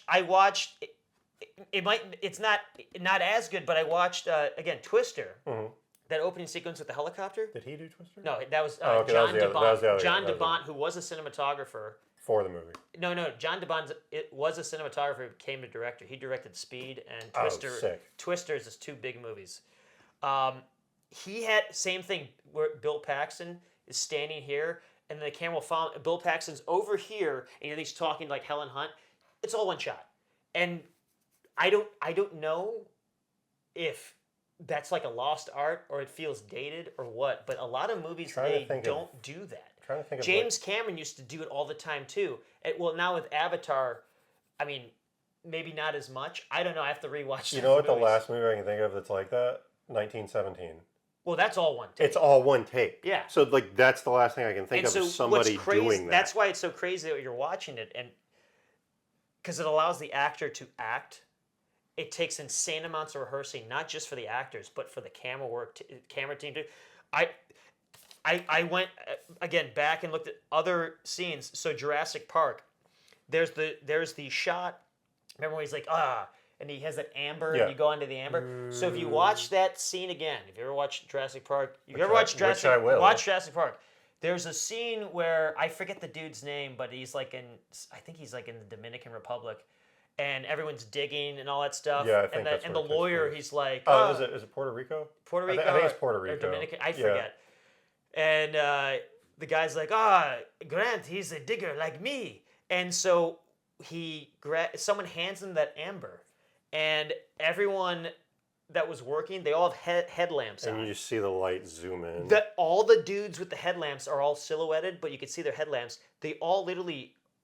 It was planned. All go behind him, and they just stand there, look at the ember, and he's like, he's a digger like me, and then he's a digger. And then again, the camera's following them, and then it goes into the ember, and somebody has to. And then it has to rack focus onto the ember, and then the whole screen becomes the ember, the amber. Yeah. Not ember. Amber. Yeah. Amber. It's all one take. And whoever is working that camera, the insane to have the actors hit their spots, and the guys with the headlamps, I guarantee you, are the guys that lit the ember, the amber. I keep saying amber. Yeah. They had to have turned their head to light it, or there was a light to light the amber, so that the camera can. So it could be lit properly. So it would seem like it was natural. Yes. But to have them all meet their spots, and then the camera to meet their spot, and then to rack focus while you're going in is... Dude, when you're rack focusing, it's difficult. You're like turning it as you go. As you go, and it's such a difficult thing. Because if you go too fast, it looks bad. Sometimes you go the wrong way and it goes the other. And you're like, damn it! Yeah, and you gotta do it again, and then you fucked up the take. But then when you're moving forward, and then you have to rack focus, they used to put like tape or like markers on the lens. You have to be here by this spot, this spot, and it all by feel. Dude, it is insanely difficult. And then I actually wrote this out. I'll say this, and then we'll move on. Jaws, when he gets the phone call, and then I'll do Schindler's List. He gets a phone call. Is that the one where enters his house, exits his house with his wife? It's a simple shot. It's literally on a tripod. That's it. He leaves the door, walks, and leaves through like this almost like kind of door-like thing to his car. It's all one shot, and there's a whole dialogue sequence going on. It's one frame, and then it's another frame when it ends. And you think that there's a cut. There's no cuts. But the most insane shot, because I was like, oh man, there was this one shot with talking about lighting. When it came to the nightclub scene, it's in the beginning, when you first meet Oscar Schindler. Yeah. He sits down, he's smoking a cigarette, and the light just hits his eyes a certain way. I love that shot. And it's like most of his face is dark, but you just see the eye. He's there to meet someone, or meet people to try and basically hey, like blend in. bribe them Yeah. to. No, I don't know. I wouldn't say. I don't know if it was bribe, but trying to make himself known. So he's a businessman. Yeah. So he wants to make business. So he needs to meet a certain individual in order for him to possibly meet the next person to, make business. So this shot, I'll have to explain. It's very detailed. The camera starts on his head here. On his left shoulder. Yeah. And it rack focuses. It slightly moves. It tracks slightly and slightly pans behind his head. Rack focuses on this group of the three people. There's a married couple. I think they're married, but a man and woman couple and a guy, German soldiers. The camera move. I don't know if my hands are there. Camera's here. Camera moves behind them as the rack focuses to them. It goes behind his head as they go to their table. So it's like you're looking at his vision. Yeah, and then as they sit down, it rack focuses to him as he lifts his hand, holding a cigarette, and then he turns it and there's a 50, and then it rack focuses to the money, and then it focuses on a waiter that comes in frame. He's like, buy them people a round of drinks and say it's from me. And then the camera ends where it started. It is insanely complicated. You don't even know what's going. Like, you don't even notice that there's all this movement, panning, tracking, rack focusing. There's maybe like 15,000 things going on, and it looks so effortless. How long do you think it took him to make that shot? Oh my God. To just rehearse that? Yeah. Oh my God. It had to take hours. That was like the entire day of filming. And when I saw that, I literally like, dude, this guy, Spielberg, is legit one of the greatest of all time. I believe it. Because if you could, like, I'll reread it. Starts over Oscar's side, rack focus on man and woman couple walking in, camera both tracking and panning from Oscar's side behind his head while following the men and woman walking to their table. Camera stops over Oscar's left shoulder where he lifts his hand holding a cigarette as the camera focuses on his hand / cigarette and reveals a 50 in his hand. Waiter enters frame. Rack focuses on the waiter. Waiter and orders the group drinks. Waiter leaves. Tracking and panning back to original shot on Oscar's side while rack focusing. We gotta get you a notepad. That's insane. And it was like a 25-second shot, a 40-second shot. I forget how long it was. But all of that happened in one shot. Okay, if you had to rank it out of 10, what would the cinematography for the movie be? Dude, be? it was amazing. For this movie? Dude, it was so damn good. Dude, this compared to stuff now, dude, this is a 10. It's a 10. Now, if you say like what's his best shot movie, I mean probably like Saving Private Ryan, Schindler's List. Fair, but like in terms of like the cinematography for what it is, like Douglas, what's his name? Douglas Slocum. Dude, that guy, he's a G. That guy. I don't even know what is that the cinematographer? That's the cinematographer. For the movie? That guy is so damn good. Huh. Oh, you got him right there? No, I was looking to see if he doesn't even show up in the IMDb. Well, if you go to crew, I think there's like a crew. I don't know, like a crew. I don't know. I see director, writer, stars. I don't know, but crew. Cast and crew. Yeah. There we go. Cinematographer, and I literally think his last movie was this movie, and what a way to go out. Story, characters. Philip Kaufman. He wrote characters. He wrote. I think it's up here. It should be one of the top Director, ones. writer, story, characters. Keep going. Cast. My phone is off camera. Sorry. Composer. Oh, there you go. Okay, yeah. Michael Kahn. And, okay, sorry. No. I'm looking at editors. Douglas Slocum. Okay. Oh, okay. I mispronounced his name. My bad. That guy. I don't know. I mean, George Lucas edited it, so he's skilled in that as well. But, dude, if you're comparing to like what you see now, dude, this movie is hands down better than stuff I see today. It's a heavy recommendation. But is it again? Is it like the penultimate? No, but it's still for the time. This is like. It's like a wet dream for me, dude. This is like it's like a wet dream. The lighting. I can tell because I don't know anything about cinematography. I'm just sitting here like. the lighting is so damn good. The camera movement is so spot on and perfect. It is so this movie is the reason why I love movies. Like this, like the way this movie is made, or this movie. I'm pointing at this, but all of them. Watch all of them. Yeah, the way these are filmed and shot, it looks like it literally, for me, it's like watching a piece of history. Like there's so like my thing today. Sometimes with digital projection, you see things almost too good. Where I'm not saying film, it's a film, but I get it because like with this you'll see the shadows, you'll see the graininess. Yeah, the graininess, and it feels like you're watching something cinematic. Where now sometimes everything's too clean. It's too clean. Yeah, and sometimes it's nice to, for me at least, I actually like the graininess. I like the sharp contrast between the light and the dark. I like very vibrant colors, like in this movie. The reds are very red in this movie. Yeah. I don't know what it was shot in, if it was Technicolor or what, but I'm sure it says on the back somewhere. But the colors are very vibrant. Whoever the art director is, that guy, or like the costume design, that guy deserves... Oh, dude, I think they said they made his hat and jacket in Raiders. Like, she just grabbed it off the wardrobe rack and then took a belt sander to it. Yeah. But again... Anthony Powell, costume designer. That guy, yeah. Again, he... Yeah. Well, who was on Raiders of the Lost Ark? You said who? Anthony Powell. Let's see. Costume design? Is this at the time when they didn't put that down? No, it's on the... Oh, you have the bonus features. Oh, no, you have it. You're right. No, so, I think that was the time when they didn't put that on the credits. No, I don't see costume design. No. Yeah, they might not have put that on the credits at that time. We'll have to look at that. But Philip Kaufman. Yeah. He did the story for Raiders. Yeah.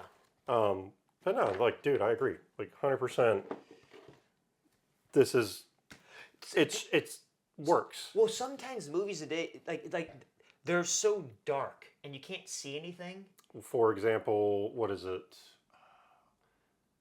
It was literally, I watched it like a few months ago. I can't even remember what I was watching, but I was just like, I can't see anything in this film. It's so dark. And sometimes they have like the colors are washed out a little bit and the colors are very dull. And I don't know, there's something about the color in this movie and the way it's lit.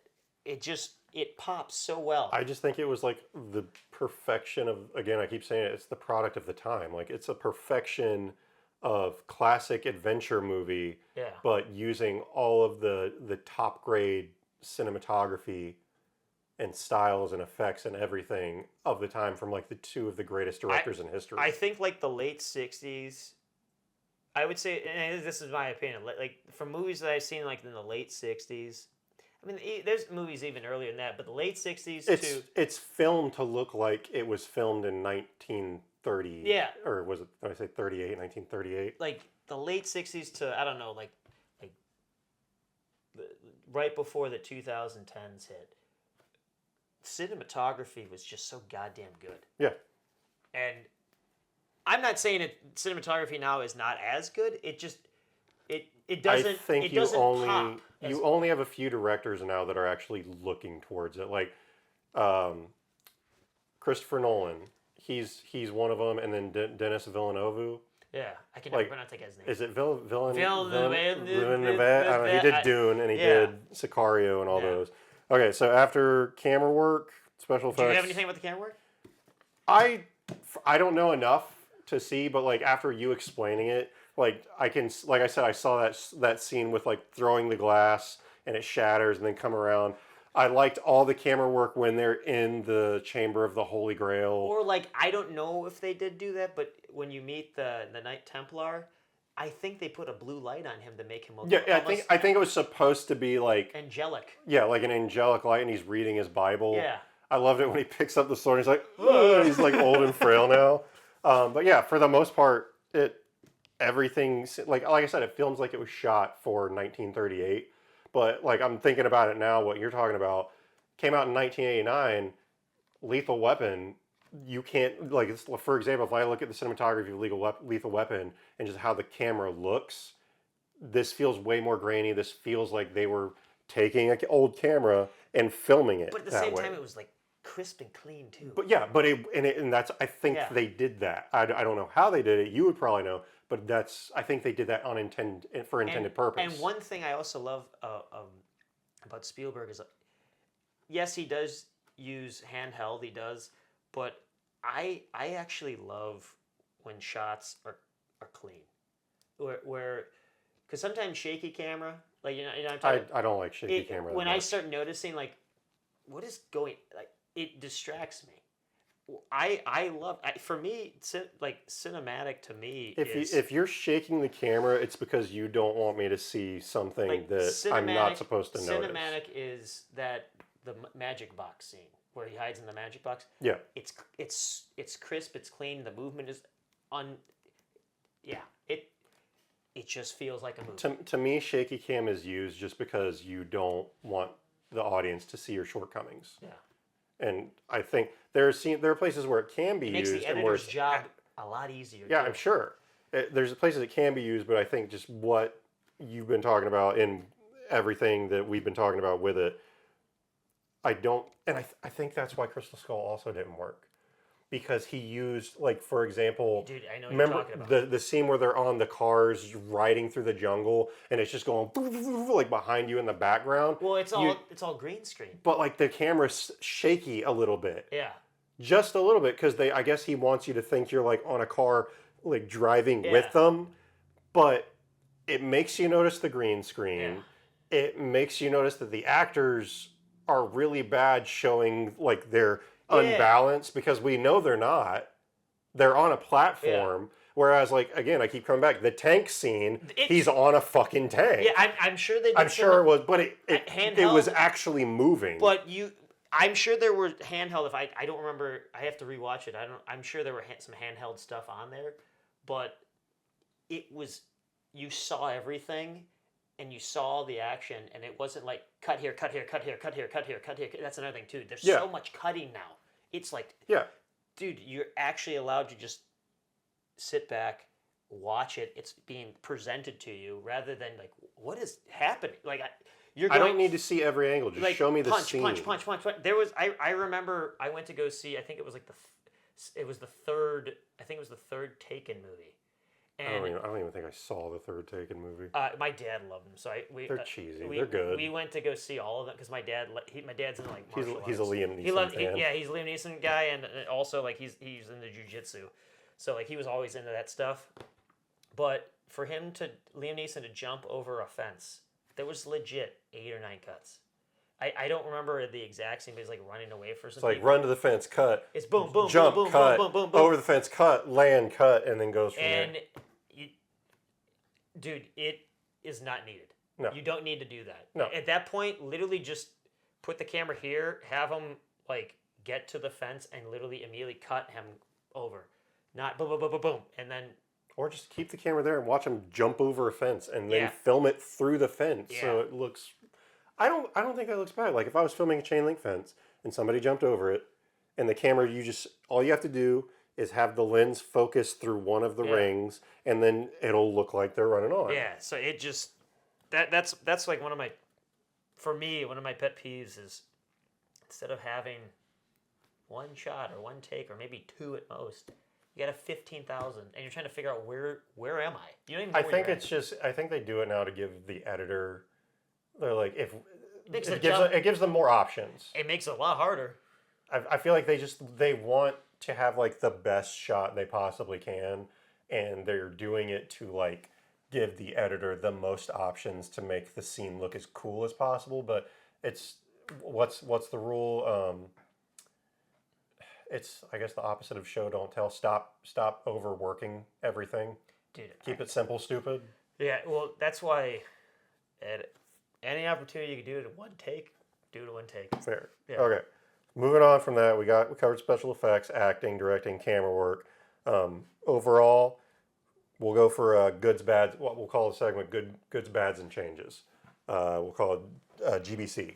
So what were your favorite parts of the movie? We'll go from our goods, then we'll go from our bads, then we'll go for like what would you change? Well, again, are all the beautiful like long one shot takes. When they get to Venice for the first time, he gets off the boat with Marcus.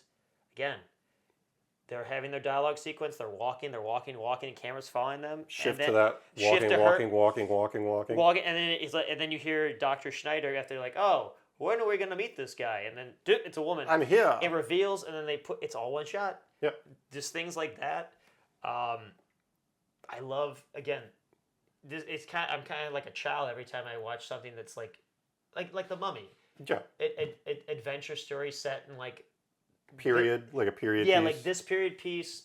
I now if I were to ever make a movie today, like an actual movie, I would never set it in today's day and age because cell phone it would ruin everything. Cell phone literally ruins everything. It debunks everything. And now that we have AI and I think stuff, that's why we everything. don't have modern movies anymore. I think everything's a period piece now because of that. Well, if they even make period pieces now. Again, all I see now, all it is really, they kind of are getting away from superhero movies. I'm not saying that's a good thing or a bad thing. I think it's just fatigue. I think the audience is fatigued. But now it's psychological thrillers and horror movies. That's all they're making now. Because they're making the audience think, and it involves the audience. Yeah. Whereas this involved the audiences. You just felt you were there with an adventure romp. Yeah. Whereas like for newer movies, you're involved, so you're more dedicated and you're focusing on the movie. Yeah. Because I told you earlier. They write movies now to expect you to have this screen in hand, so you can be like.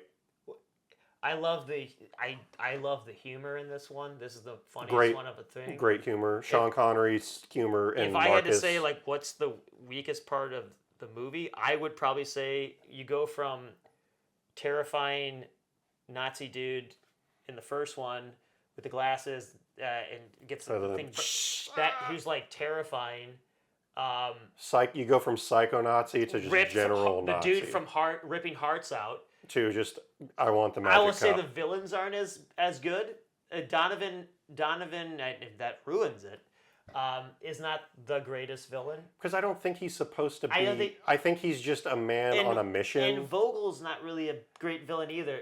I think just the Nazi party itself is the villain. I almost think the villain is who will get to the Holy Grail first. That's the villain. The Grail is the villain ultimately. Well, not. I think the wanting of the. Well, that ties into the movie. The greed. The greed that it instigates in people is one of those aspects. I think the weakest part is the villain isn't the greatest villain. But again, when you're moving along, it's almost like a ticking clock. Like, hey, they have Marcus now. We need to like. Now we get Marcus. Now they have Marcus again. Now we get Marcus. Marcus was. I think this is Marcus's best performance. Well, he wasn't in Raiders that much. Yeah, he wasn't. Literally, like in the opening scene. That's about it. Yeah, I don't think he's in Temple of Doom. He's not in Temple of Doom because Temple of Doom takes place before then. Yeah, he actually he shines in this one. I'd say, what would you change? Like, okay, so you got a good, you got a bad. What would you change? See, the thing, I enjoyed this movie so much, I don't know if I want to change anything. Because if I change something, then you maybe throw something else off. Yeah, something else throws off. Like, even like the femme fatale in this movie. I guess if do we call her? Because it's not a I think she's a femme fatale. Yeah, I would say maybe hers is not as strong either. But again, I think what makes this movie so great is the relationship between Indiana Jones and his dad. Yeah. That's what makes this so great. Because we have somebody throwing Indy out of his game. Not only are they trying to find the Holy Grail, there's the conflict of basically past traumas where they'll argue. Yeah. It's like, are you not? Like if they're on like the blimp, and he's like, what? I was a bad father. Like, what are you talking about? I sent you to school. Yeah, he's like, yeah, and he's like, you weren't there for me. Oh, I'm sorry, I didn't hug you at every point. Yeah, and so like I don't know if I'd change anything just because if I change one thing, it might throw the whole movie off. Okay. Yeah, so that's fair. But I guess I would say the weakest part of the movie are the villains. Fair. Yeah. If I'm gonna go good, so my good bad change, goods. I just think I agree. Sean Connery and Harrison Ford act so well together. Yeah. But I feel like with this one, with Sala back in it and Marcus, you've extended the band. Yeah. And I think just them as a whole team of just these two scientists, one, well, let's call Sala like a bruiser. He's just there to throw hands. Yeah. And then Marcus is the comedic relief. I just think they all work so well together. Yeah. Especially when you put the bruiser with the comedic relief and Sala's just like, run, bah!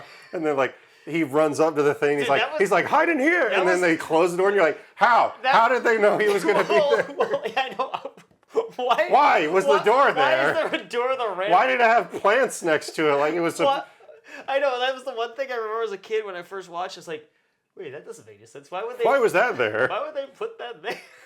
How did they know to put that there? How did they know he would run into it? Who knows? So I think that works out. Bads. I don't inherently think I have anything bad to say about it. I have such a soft spot for these movies, same as like Back to the Future. But if you change anything. Again, yeah, like if we change anything, like if we made Donovan a darker villain, or if we made the Nazis a darker villain, it might have taken away from other parts of the movie.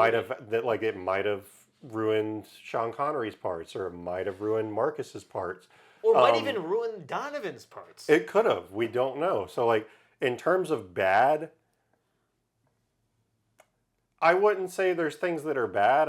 We'll talk about it in the next segment. There's some bloopers, if you can call them that, where things you just go, there's like Leonardo DiCaprio, like looking at that, you're like, oh, I saw it. And when you're watching it as a kid, you don't see things like that. Like I watched this when I was like 10, and I was like, this is great. Any movie you watch, there's errors. Yeah, there's errors. But as you go back, if I had to pick a bad one, I'd say the Nazis don't. They're not as prevalent. They're not as prevalent, and they're more comedic relief. I love the Raiders of the Lost Ark. They feel like villains. Yeah. Because they're trying to kill him. Yeah. That's what I think. They feel more sinister. Well, and also there's the love interest. You have Hitler in this movie, and he's a joke. He's not even sinister. I know. He just comes up. Yep, there you go. Yeah. Hilarious scene, by the way, when you watch it. But I would think. Even the love interest in the first one is makes that movie even better. Yeah. So if I had to change something, I would tie that in with my bads. Like I would say make the Nazis more sinister. Yeah. Again, because at no point in time does it feel like Raiders where you're like, oh my god, the bad guys might win. Well, I also even thought too when I rewatched this last time, he goes on that blimp filled with Germans that I guarantee don't speak any English. Yep. No ticket. And they're like, oh. Yeah, and I'm like, wait, hold on. He sounds like he's from America. Okay, so next one before we close it out, we'll call it bloopers. Some of the things. The first thing is X. The first thing I noticed was the X on the library floor when he goes to like smash it in. It's gone. I just went, what the fuck? Why is that gone? Well, and now that I say that, I just said right now, like on the blimp, like. Wait, they're all German. Hold up. Yeah, like, hold on. I mean, we got Inglourious Bastards like, this is the German 3. Yeah. You did this. And it's like, they would know. Just things like that, dude. Dude, talking about the blimp, they get on the plane, he's like, Junior! And he's like, instead of saying he admitted shooting the wing of the plane, he's like, they got us. I forgot about that part. They got us. They got us. He's like, he doesn't even doubt it. I'd say... Sean, was it another? Or like the happy instance, the horse in the car, then randomly comes up right behind. Yeah, right behind it. Yeah. It's not that they're bad. It's just like if you notice it, you're like, why is this is a happy coincidence. Or like we were talking about earlier, his bag getting caught. On the tank cannon, and it's just like he goes and falls, but all of a sudden his bag is caught. What did it phase through it? And then he gets up and his bag doesn't stick anymore. Yeah. It's like it's the magic bag. It's around his shoulder again. Magic bag, and then the boat propeller in Venice. Yeah. Like why is this cruise ship's boat propeller halfway out of the water just spinning? It doesn't make any sense. The boat's not even going anywhere. By scientific logic, that boat should be moving. But it's not. It's just it's like the Titanic. Like, why is this giant propeller? And for some reason, the mini boat that they were on is just getting sliced piece by piece. And I'm like, they shoot the boat, his engine blows out, and then he jumps onto the other boat that has a good engine, and it's getting propelled away, and then she drives off. Like, wait, I thought the engine died on you. Yes. There's just things like that, and then like there's so many fun things like I'd say like one of the cheesy scenes is like the penitent man. Yeah. With the blades. Yeah. Like they're like, oh my god, what happened? It's like head. just fucking move the dust away. Why are you just like just get some air guns and be like, you had them back then, just be like or like get a flamethrower and burn all the fucking cobwebs, and you would see that there's giant spinning discs of death coming out of the wall. Like you wouldn't. But I think as a kid, you're like, oh my god, especially as a kid, like, oh my god, and then like the head rolls. The head rolls around. You're like, oh. That's another good thing with Marcus. He's just he sees he's like Marcus, what are you doing? I still think the best scene in the entire movie is it's just like, he's like, so we have to go catch Marcus Brody. Easy enough. Like hell you will. And he goes off this whole spiel. And he's like, Marcus knows 12 languages. He knows every dialect from here to Sudan. He has friends that he can communicate with. He'll blend in, disappear. You'll never see him again. With any luck, he's already got the grill already. Cut. Hello? Does anybody speak English? Or ancient Greek, perhaps? It's just like, damn it, Marcus. Like, and then he tells Sean Connery, he's like, Marcus, you brought Marcus with you. What were you thinking? He'd get lost in his own museum. It's just fun things like that make it's so great. But yeah, any other bloopers you remember? I'm trying to remember off the top of my head. I mean, there are probably a couple. I mean, there's the scene where he does shoot. The guy shoots. Sean Connery's fighting with that one guy. He shoots. In the tank. And it like ricochets perfectly in the middle of his head. He was way too happy about driving that. He was like, he had the mustache too. He's just like, hey. Just things like that. But that was like almost like it's supposed to be funny. Yeah. But I forgot how bloody it was at times. Yeah, it comes straight down, and then like Indy. I think the second heartfelt or one of the most heartfelt things in it is when the tank goes over the. By the way, I love the special effects as you watch it, where the German Wagner or whatever his name, or Vogel's with the tank, and I never noticed it before. There's a little doll. Oh, dude! And it just lands on top of him. Dude, because he's like strapped to the turret. They put a dummy on her. Yeah, and it's just like and he never lets go. It's just like like falls out, and then like they all think he's just like, I never got to tell him how much he means to me. Oh, and like, great then Jones gets up, he's like, he's like, huh. And then Junior, and like hugs him. Do you remember at the end, Marcus gets on the horse. He's like, ah! He's like, he's about to fall. I think that was actually him on the probably, horse. Yeah. And he almost fell off the horse. He almost died. Dude, I almost fell off the horse. And then I love at the end, you get like why he's called Indiana Jones. And he's like, what is this Junior? So I was like, what is Junior? And he's like, Henry Jones Jr. And he's just like, I like Indiana. He's like, we named the dog Indiana. And Saul's just like, you are named after the dog? And you actually see the dog. Yeah, it's a husky. Yeah, it says Indiana. I think it was a lab. No, it was a husky. Was it a husky? Or an Alaskan Malamute? Something like that. And it says it on his bull. It said Indy on his collar or Indiana. And you're just like, wow, okay. So he just took the dog's name because he hated his own. All right, cool. Again, going back to like the trauma of his dad. It's almost like he didn't want to have like his dad's name. I think that was why. Yeah. Like, he didn't want to be known as another Dr. Jones. Yeah. But all right, close out. Overall, what do you give the movie overall? Like, again, what's our scale? We going 1 to 10, 1 to 5, 5 stars? What? I don't know how I want to rate this because if you haven't seen the movie. You need to go see the movie. Well, first off, you need to watch the movies. You watch all of them. All three of them. I'm about to knock this thing over.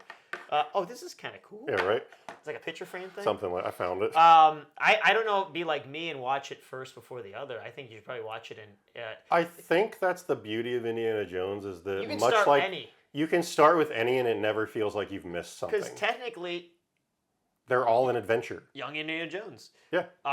They all have a different feel. And like the first one has a different feel from the second one. The second one's got a different feel from the first one, but they all have the similar feel at the same time. Yeah. I'd say this is. Let's not rate it then. Let's say is this a casual view, a watch or a must watch? Oh, it's a must watch. Must watch. I agree. It's a must watch. Must watch. We're not doing like Siskel and Ebert, like no, we're like two thumbs up. Yeah, yeah. I don't. No, this is Indiana Jones, the entire trilogy, must watch. If you have not seen it yet, please watch all of them. Do. Okay, so we closing it out? Yeah, let's close it out. All right. So let's close it out. I think what we were gonna do was at the end of every episode, what's a film you recommend? Just another random movie. Like what do you think people like? List a random movie or something that you've seen recently that you think other people should watch. I was actually going because I was thinking about this when you were mentioning it to me. I was trying to figure out if I wanted to pick like a Harrison Ford movie or like a Steven Spielberg movie or a Sean Connery movie, and so I decided to pick two movies. I'm going to pick a Spielberg movie and a Harrison Ford movie. You need to see Hook. It's one of my favorite movies as a child. They showed it every... Robin Williams, arguably my favorite actor. They showed it I think the week before Christmas. It was on Thanksgiving too, like on all ABC. The time. Yeah. I'd watch it all Disney the time. movie. Rufio. Let's do it. You know that's the voice of Zuko? Yeah. In Avatar: Last Airbender. I know, yeah. and he doesn't look like he's aged. Nope. He still sounds the same, but he's got a chubby face. I think he's like 50. Yeah. And he looks like he's 12. He's still short. So Hook is my first one. That would be my Spielberg movie because he directed it. Okay. And then my Harrison Ford movie, I think, because I'm assuming everyone's seen Star Wars. Probably, for the most part. So I was going to go something franchise. different. If you haven't seen The Fugitive, watch The Fugitive. You need to see The Fugitive. That's such a great movie. Fair. Tommy Lee Jones. I just recently watched it for the first time like 4 months ago. Oh, dude, such a good movie. It's a great movie. Also has a train in it. Just lots of trains. I'll go. I didn't kill my wife. I didn't kill my wife. I'll go off of that. I'll do two. If I have to pick a Spielberg movie, I have a list. You have a list? Let me see. Let's see. Is it this one? Oh, here. Oh, Catch Me If You Can. Dude. Tom Hanks, Leonardo DiCaprio, fantastic. Based on a true story. Dude, Amy Adams is in that? Amy Adams is in it. Christopher Walken? It's based on a true story of a guy that literally was hired. He was a counterfeiter and he was hired by the FBI at the end because he was that good. Yeah. So Catch Me If You Can for Spielberg movie. I'm going to go different though. Movie that I've seen recently and I recommend, though I've heard some people don't like it, but that's okay. You know who you are. You're calling them out. I'm calling them out. No, it's fine. If you don't like a movie, that's your prerogative. Yeah. It's everybody's different in that Everyone's aspect. got different tastes. Except for the sequel trilogy to Star Wars. Those are all dog shit. I said it. I'll fight. The Backrooms by Kane Parsons, based off of a YouTube series of the same name. That's an A24 film. I believe so, yeah. I enjoyed it thoroughly. Thought it was a great movie. I did too. You watched it? Okay, cool. I did see it. You liked it? It had a. It kept you guessing. Dude, the first like 3/4 of the movie were so intense. We're gonna talk about this afterwards because I want to talk about it. I will admit the ending did not land as well with me. Fair. But the first like 3/4 of the movie. The person that I've been talking about with it at work, I agree. The first half isn't as strong as the second half isn't as strong as the first, but still, I overall enjoyed it. I did too. I thought it was a good movie, and I hope they get a second one. And you get to go back to the theater. And you get to go back to the theater. That's the other thing. Don't wait to go see a movie on gets on like a streaming service. Actually, go to a movie because sometimes support the movies. Well, that and then sometimes you go to you want to. I watch movies to get away, and sometimes when you're watching it in your house or apartment wherever, you have the ability to hit pause, and you're not fully invested into the movie as much if you go to see it in a theater where you have to sit through the whole thing, barring you have to pee your pants. That's why I pee several times before I Lord of the Rings. Yeah, because of Lord of the Rings. I made that mistake. Yeah, I pee twice. I say sometimes the scale just puts you into the movie better. Well, and you're in a grand scale. Yeah. And the sound, and you're in I remember watching Inception for the first time in theaters. I was like... And the communal experience, seeing it with other people, because I think that's the one thing I think is really missing today. Also... In everything. shut the fuck up when you're in the movies. Yeah, don't put your phone on. Turn your phone off. Watch the movie. But no, I think that's one thing. We'll have to talk about that one day. Yeah, we'll have a side episode. The communal experience of going to the movie theater and experience. We'll do it with the Blockbuster episode. Oh God, yeah. Hell yeah. Yeah. All right. Well, my coffee's been gone for a mine's while. been gone for a while as well. I was debating whether to go get more. Is that the President of the United States? The President of the United States. My brother got it for me. There we go. What, you went to D.C.? Presidentially approved. I have been. No, it is. Did he get it from there? He got it from D.C. Yeah. Oh, there we go. Yeah. All right. So as always, I'm Michael. I'm Greg. And thank you for watching the Heavily Biased podcast. And we will see you in the next video. And we hope you come back. Please come back. Bye. Okay.